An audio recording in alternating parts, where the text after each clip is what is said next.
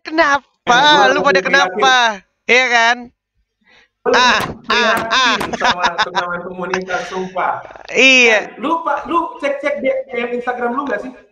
Gua banyak banget Pak yang ngetek Pak. Sumpah banyak banget yang ngetek kayak ngelaporin, Gua lihat "Bang, ya, tag nih gua. Kalau Fastur nih nge-tag Bang, nama gua, dilarang-larang Bang," gitu. ya nama gua ada nama lu juga, gue lihat kalau di tag Ji. Iya. Jadi gue yakin lu pasti kita melihat laporan-laporan yang sama nih kan. Iya, Jadi iya, iya, yang jadi paling major concern buat lu apa misalnya yang dilarang-larang? Paling major concern buat gua gini. Kenapa? Kenapa gitu. Ini senjata oke-oke aja, nggak ada masalah menurut gua, dan setiap senjata kan ada counternya. Kalau senjata jarak jauh, counternya adalah lu main jarak dekat. Iya gak sih? Sebaliknya, kalau musuh lu pakai senjata yang powerful jarak dekat, lu mainnya jarak jauh. Lu jaga jarak sama dia supaya damage outputnya ini nggak maksimal di jarak dekat. Sesimpel itu. Kenapa nih orang pada protes? Bukan protes sebenarnya, lebih tepatnya pada bikin rules, dilarang double sniper, dilarang double vector, dan baru-baru ini yang gue lihat dilarang pakai krono. Apa ini anjir, Pak Fayat?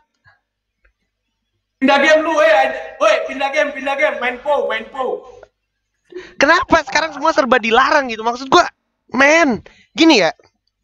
Lu orang kan di turnamen komunitas, di Fastur ataupun di friendly match atau dimanapun itu berproses gitu ya kan, grinding supaya lu dapat banyak bekal pengalaman dari segi team fight ataupun rotasi gitu. Nih, kalau dilarang-larang kayak gini gimana lu bisa dapat pengalaman yang mantep ketika lawan musuh yang memang punya lootingan atau senjata lebih oke gitu, Pak Fayat?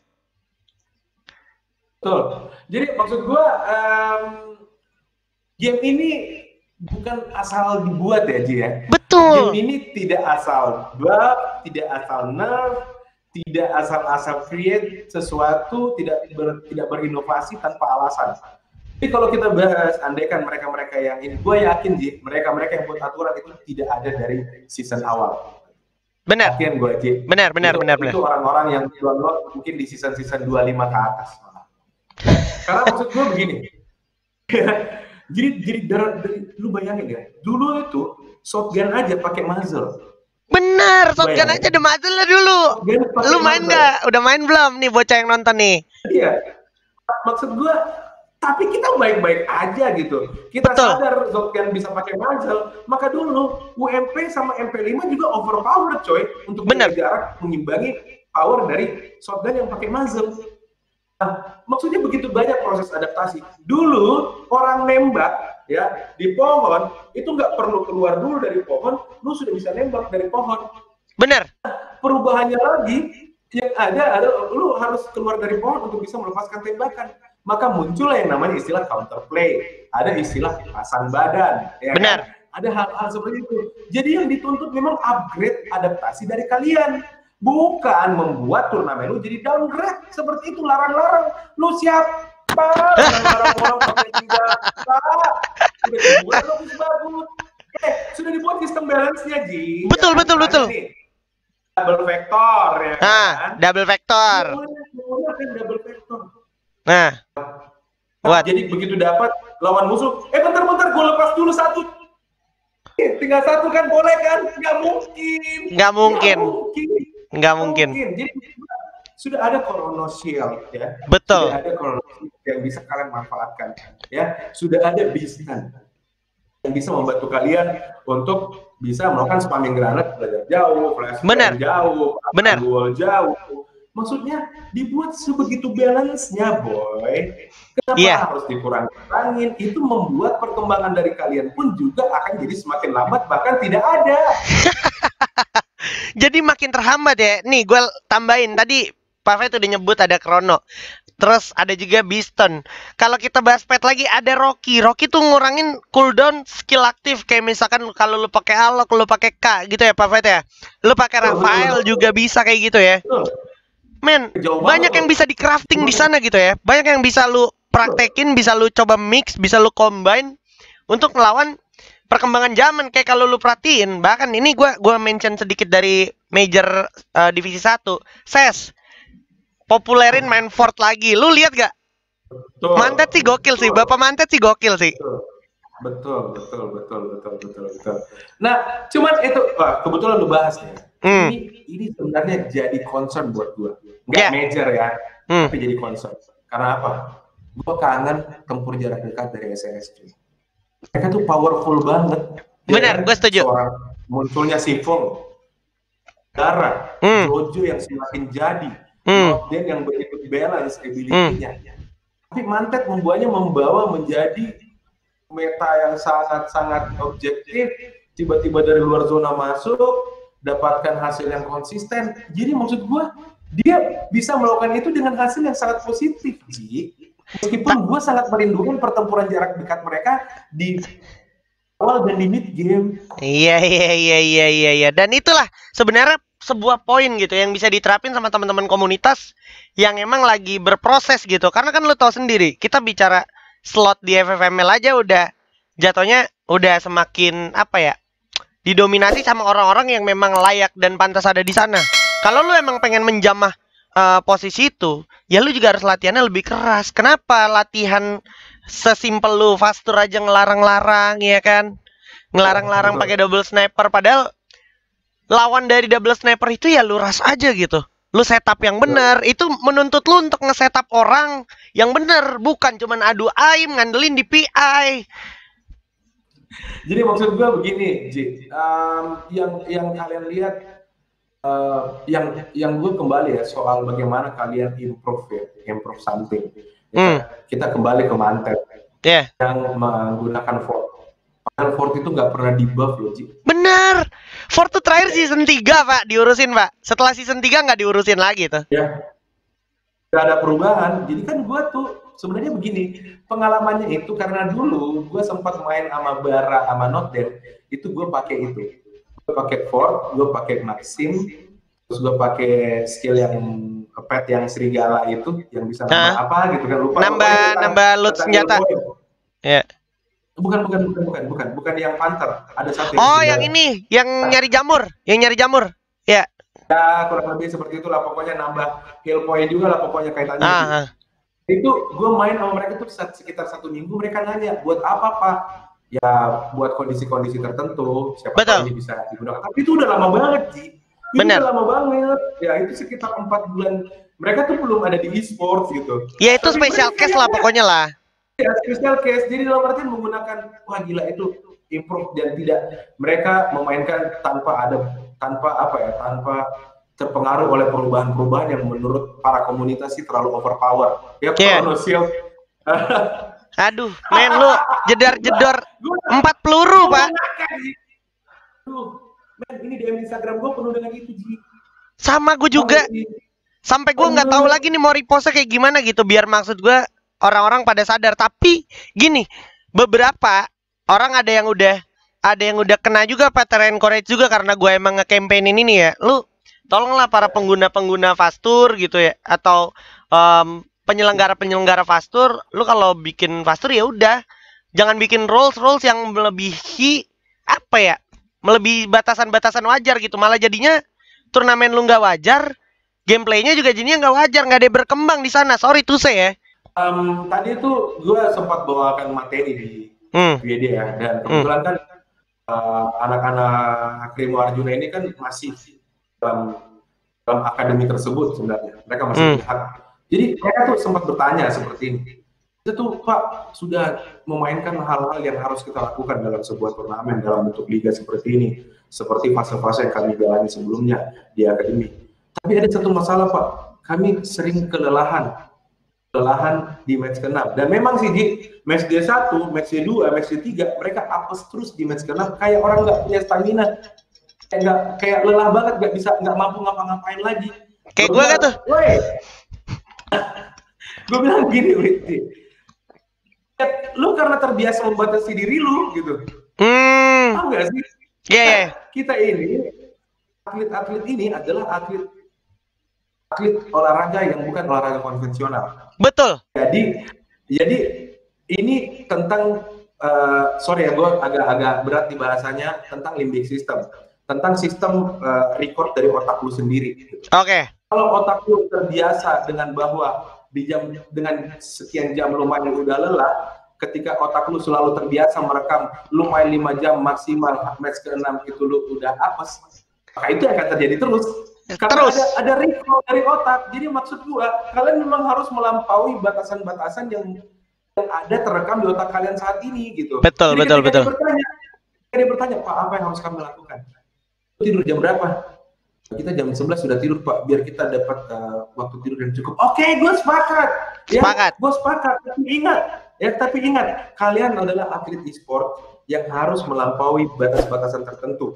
Betul. Nah, makanya gue bilang, push, lewatin jam biologis pada titik tertentu, tapi ingat, durasi tidur kalian tetap ada di angka 5-6 jam minimal dengan nutrisi yang lengkap. Benar. Jadi sekarang yang kalian lakukan adalah please berhenti membatasi apapun. Mulai dari termasuk membatasi tidak boleh menggunakan senjata ini. Membatasi durasi kalian dalam berlatih ya. Apalagi kalian atlet e-sport, ada kontrak yang harus kalian maksimalkan, bahwa kalian harus benar-benar total dan sebagainya. Karena di anak-anak gue aja, gue membuat gue riset ya. Jadi sekian lama gue di sini sih, gue riset soal daya tahan. Kan, gue membuat pola tidur di mana ketika kita mau tempur siang, kita tidur jam segini, bangun untuk sholat subuh bangun, habis itu tidur kembali dan kita bangun di jam sekian. Ya. Karena kan pertama kita nggak selamanya jadi atlet e-sport. Betul, itu satu. Jadi momentum ini kita jalani apa yang harus kita lakukan. Betul. Masuk push the limit gitu. Iya, break the limit lah. Ya, jadi dalam artian break the limit. Dalam artian ketika otak lu selalu mengingat bahwa ketika lu berada pada durasi sekian jam dengan pressure yang kuat, sudah teringat, maka ketika kalian berada di panggung besar, insya Allah itu akan selalu baik-baik saja. Itu membuat kekuatan mental lebih baik. Jadi itu salah satu cara lu untuk ningkatin mental lu. Lu harus terbiasa sama hal-hal yang emang di luar batas, dalam artian ini ya, kayak lu biasanya tidur jam 11 udah tidur, cobalah di jam 12 lu belum tidur gitu ya. Iya, pelan-pelan upgrade gitu. Karena begini, Ji. Kalau lu mau pahami, mungkin gue memang lu so tahu Bang Fayat, lu nggak pernah namanya benar-benar jadi atlet e-sport tempur di sebuah panggung kayak FFML dan mengalami pressure-nya. Tapi gue yakin gue bisa merasakan apa yang dirasakan oleh pemain-pemain gue. Lu bayangin, lu tusun ya, itu rasanya lu habis digebukin 10 orang, habis itu lari 10 km, terus nggak minum-minum. Itu lelahnya itu seperti itu. Mental lu kena, habis digebukin, capek lu juga dapat dari fisik. Betul. Nah, itu kondisi yang sama dengan kalau lu baru match pertama terus tusun. Tapi kalau lu udah terbiasa dengan kondisi itu, lu akan baik-baik aja. Karena otak lu langsung mengingatkan, come on bro, kemarin lu digebukin 20 orang loh, dan lu habis lari 20 kilo. Ini cuma digebukin 10 orang, dan lu habis cuma lari 10 kilo. Lu baik-baik aja. Oh iya ya, oke. Gitu. Seperti itu yang gue maksud. Berarti suges alam bawah sadar juga ngaruh Pak Fayat ya? Bener banget. Supaya makanya terbiasa gitu ya. Makanya ini relate dengan hal-hal yang dibatasi. Please. Jangan pakai double vector. Jangan pakai double sniper. Aduh, tolong ya. Pakai Korono. Ini benar-benar sekali lagi ditujukan untuk teman-teman komunitas yang mengadakan turnamen-turnamen fast tour, turnamen-turnamen one day atau turnamen apapun yang larang-larang kayak gitu udah mulai stop dari sekarang. Kalau enggak, jujur dari gue pribadi, untuk teman-teman partisipan atau audiens, gue jujur menyarankan untuk tidak ngikutin turnamen yang melarang-larang seperti itu Pak Fayat ya. Iya, kan pilihannya simpel, nggak usah ikutin. Iya, karena tujuan orang ikut turnamen lu nih selain pengen cari having fun, itu pengen cari pelajaran juga Pak Fayat ya, pengen cari pengalaman. Gimana mereka dapat mau pengalaman yang bagus kalau lu punya turnamen aja dibatas-batasi sama pembatasan yang menurut gue masih nggak masuk akal. Karena apa nggak masuk akal? Di Garenanya sendiri aja nggak ngelarang gitu. Karena ya kembali lagi, setiap sesuatu yang kelihatannya overpower itu ada counternya. Dan kalau lu cuma lihat dari satu perspektif, itu bakalan selalu terlihat, wah ini OP banget gitu. Padahal banyak aspek-aspek lain yang bisa lu lihat sampai akhirnya, oh ini tuh lawannya ini. Gitu Pak Fayat ya? Betul, itu yang gue maksud. Maksud gue, please ya. Jadi buat kalian-kalian peserta turnamen, simple. Kalau ketemu turnamen seperti itu, nggak usah lapor-lapor ke kita. Langsung aja, nggak usah ikut. Iya. Ya. Nggak usah ikutan, Ini cari yang turnamen lain yang nggak ada larangan seperti itu ya. banyak banget kok. Soalnya gini Pak Fayat, hal-hal itu terjadi karena turnamennya tuh masih sering penuh. Coba nanti kalau misalkan turnamennya udah nggak penuh, baru pasti yang bikin juga sadar, oh kayaknya emang kita udah nggak usah nih, gitu ya kan. Daripada kita nggak full slot ya kan. Kita bukannya lagi mau ngejatohin apa gimana ya, jujur ya. Tapi ini justru demi kebaikan demi kebaikan si player-playernya juga gitu. Bener, Biar Ji, berkembang ya. Begini, Ji. Ya karena begini Ji, maksud gua jujur ya, mereka yang larang-larang itu karena nggak mau ribet aja Ji, sumpah. Yes. Mereka cuma nggak mau ribet aja. Itu kan konsekuensi dari penyelenggara. Enggak. Dan kita juga sebenarnya nggak bisa nyalahin penyelenggaranya total Pak, karena kebanyakan ada, gue dapet cerita juga ini dari beberapa tim yang ikutan di Fast Tour itu, bang, tolong dong bang larang ini. Terus kayak penyelenggaranya kayak nggak mau tahu. Jadi penyelenggaranya ikutan aja ngiyain apa permintaan yang ini yang daftar gitu Pak Fayat. Ya elah, berarti memang yang sakit-sakit ini memang juga ada dari komunitasnya juga, Ji. Iya. Jadi makanya ini harus ditonton sampai habis sih. Jadi gue nggak menyudutkan pihak penyelenggara. Kadang ada juga player yang emang nggak pengen di turnamen itu ada yang pakai double vector atau double sniper, katanya susah lawannya, senjatanya OP apa gimana, dan si pembuat acara dia pikir biar full slot, oh ya udah deh, karena banyak yang sependapat kata dia, jadi ya udahlah kita buat rule seperti itu. Padahal gue yakin deep down juga yang buat penyelenggara turnamennya juga nggak terlalu concern sebenarnya mah. Nah, jadi begini ya, Ji.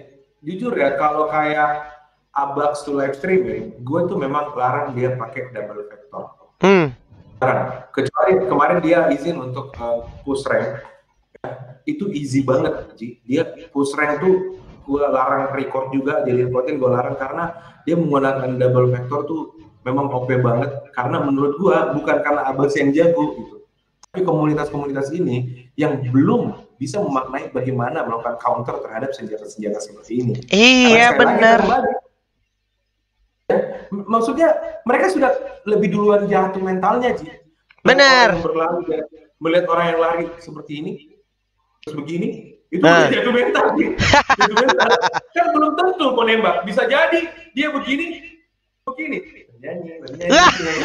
Bacot. Iya, tapi benar, maksud gue gini. Kalau lu lihat musuh pakai double vector dari jauh ya, satu-satunya cara yang lain ya saat itu juga lu hajar gitu, lu tembak dari jauh, karena vektor nggak bisa diadu jarak jauh Pak Fayat. Iya sih.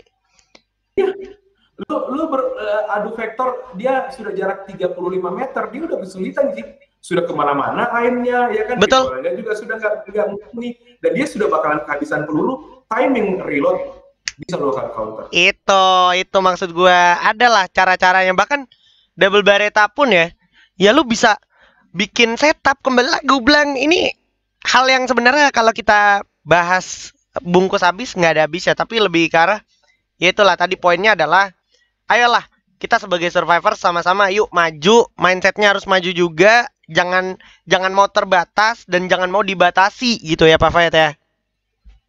Betul. Tolonglah lewatinlah batas-batas itu biar kalian bisa berkembang, tapi bukan hal-hal yang tentang konotasi yang negatif ya. Yeah. Ini tentang hal-hal yang memang harus kalian tempuh untuk bisa mengukur kalian sudah berada pada level kekuatan yang mana. Betul. Jadi lu juga tahu gitu ya. Ya, sebenarnya ini kan relate dengan pertanyaan bagaimana nge-up mental yang down. Itu kan sering banget gak? Itu betul, gue juga. Itu gue langsung counter, emangnya lu sudah melakukan seberapa besar effort sampai lu bertanya seperti itu gitu. Bener. Setiap hari di angka 12 jam ke atas gak latihan lu setiap hari, ya kan? Jam tidur lu sudah ada di angka sekian gak? Terus habis itu isi dengan penuh dengan latihan dan totalitas terhadap game ini, belajar dan sebagainya. Kalau lu sampai selalu masih mental down, menurut gua karena keilmuan lu yang belum cukup dan usaha lu yang belum kuat. Yes, itu juga Pak Fayat. Caranya untuk bangkit, ya karena lu belum melakukan banyak hal seperti itu, Ji. Yoi. Ya udahlah, intinya itu aja lah Pak Fayat ya. Kita udah bahas tuntas tentang perfasturan duniawi ini untuk teman-teman survivors. Gue berharap nih lu semua adalah penerus-penerus yang bakalan ada di panggung-panggung major Free Fire. Amin. Tentunya dengan usaha dan kerja keras juga. Gue bakalan support banget lu. Gue bakalan kawal banget lu dengan catatan lu nya juga siap dan punya mentalitas untuk nge-up gitu ya Pak Fayat. Entah itu nanti lu dapat rezeki di divisi 2 atau divisi 1, gue bakalan seneng banget nyambut lu semua. Iya gak sih? Betul banget, Ji. Kita nggak tahu, Ji, karena gue yakin mereka yang ada sekarang di panggung-panggung ini adalah orang yang melakukan usaha lebih keras dibanding yang lainnya. Itu aja gue yakin. Iya, simpelnya itu aja. Mereka bisa ada di atas sana sekarang dalam artian di panggung besar itu ya karena mereka udah berproses lebih dulu dari kalian. Kalian yang ketinggalan prosesnya. Ya gimana caranya proses kalian itu bisa sampai di levelnya mereka-mereka yang udah di atas ini. Dan kalau bisa geser mereka-mereka yang menurut lu pribadi mungkin udah tidak layak, ya buktiin dengan cara kerja keras ya Pak Fayat. Betul. Dengan cara achievement, lu dapetin achievement. Jangan cuman lu bahas tentang individual gameplay. Ini tuh Battle Royale, ini tuh bicara tentang tim gitu ya. Jadi lu juga harus perhatikan tim lu udah sampai mana skillnya. Jangan lu pentingin diri lu sendiri kelihatan jago tapi tim lu nggak ngangkat, percuma juga Pak Fayat ya. Betul banget, jelas sekali. Oke. Sepakat pokoknya. Oke, ada lagi nggak yang disampaikan Pak Fayat? Kalau nggak gua closing nih. Kalau dari gue sih udah cukup banget ya. Gue udah membahas hampir semua aspek dalam satu segmen ini. Betul. Dan gue rasa intinya kalian jangan mudah menyerah. Jangan mudah menyerah, itu dia ya. Jangan mudah menyerah. Thank you banget Pak Fayat atas waktunya kalau gitu. Ya, sehat-sehat dan sukses terus sama DG Sports-nya. Oke. Ditunggu aksi-aksi mantapnya lagi dan ditunggu juga baku hantam pukul-pukulan sama Agusnya lagi ya.